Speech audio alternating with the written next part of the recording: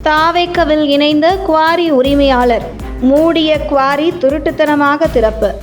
கண்ணீருடன் தாவேக்கவுக்கு ஓட்டு போட்ட கிராம மக்கள்.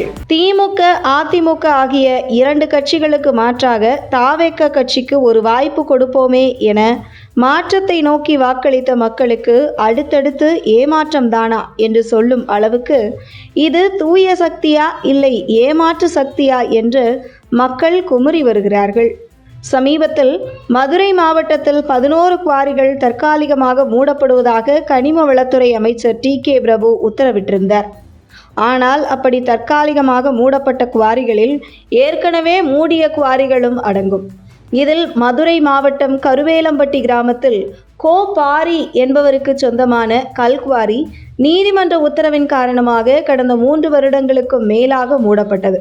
குறிப்பாக இந்த குவாரியை மூடுவதற்கு அந்த பகுதி மக்கள் பல கட்ட போராட்டங்கள் நடத்தி அதற்கு எந்த பயனும் இல்லை என்றதும் நீதிமன்றத்தை அணுகி சட்ட போராட்டத்தின் மூலம் திமுக மாவட்ட செயலாளர் கோ. தளபதியின் சகோதரர் கோ. பாரிக்கு சொந்தமான கல்குவாரியை மூடச் செய்தனர்.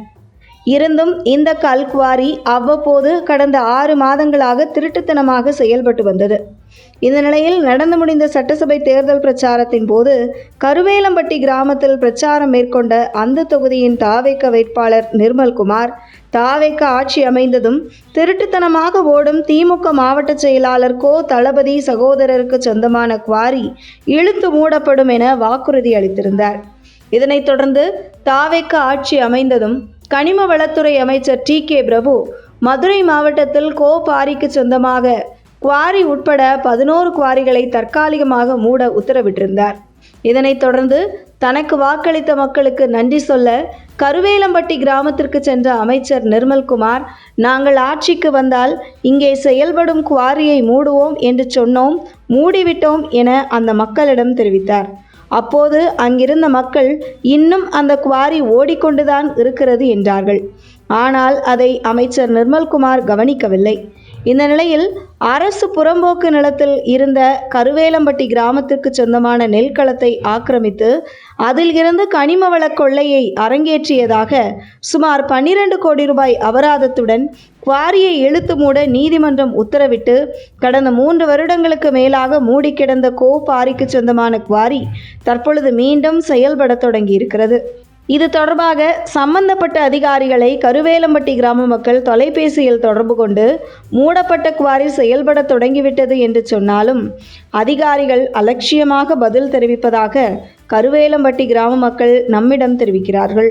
மேலும் இந்த கல்குவாரியின் உரிமையாளர் கோ. பாரி தாவேக்க ஆட்சி அமைந்ததும் தன்னை தாவேக்கவில் இணைத்து கொண்டதாகவும் அதற்கான புகைப்படமும் வெளியாகி அந்த பகுதி மக்கள் மத்தியில் வைரலாகி வருகிறது.